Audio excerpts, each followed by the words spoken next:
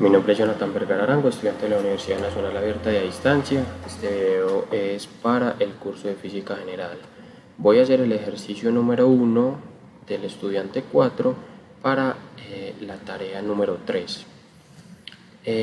Lo que nos pide el video es descargar el simulador de presión de la Universidad de Colorado. Aquí está en pantalla ya el simulador. Lo primero que nos pregunta es si es posible que puede simular el principio de Pascal con las herramientas que tiene el simulador. Entonces vamos al simulador, vemos que aquí hay varias herramientas: presión, flujo, torre de agua. Aquí en presión, digamos que nosotros incluimos, por ejemplo, acá algo en el agua, digamos algo de peso, y lo que vemos es que lo incluyo en este lado y a este lado se va a ver reflejado, ¿cierto?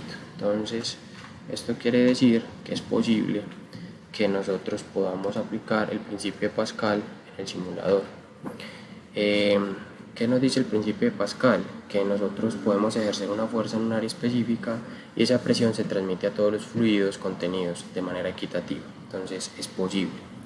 Para el numeral B me dice en cuál herramienta del simulador puede estudiar el principio de Bernoulli y cuáles variables no se tienen en cuenta. Entonces primero hay que entender qué nos dice el principio de Bernoulli, y este lo podemos ver mediante esta ecuación. Esta ecuación es, digamos, la presión por un medio de la presión por la velocidad al cuadrado por la presión por la gravedad por la altura, y eso nos da como digamos, la potencia como el fluido, ¿cierto? Entonces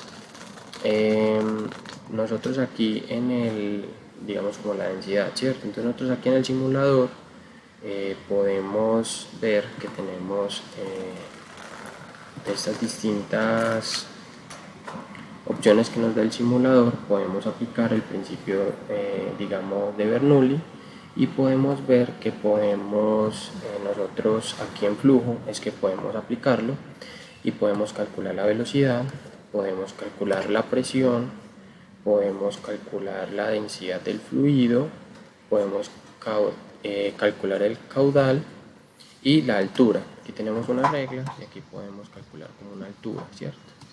Entonces, si nos vamos acá a lo que nos piden, en el simulador yo puedo tener la presión, la velocidad, la altura, la gravedad. La gravedad está incluida dentro de acá de la presión.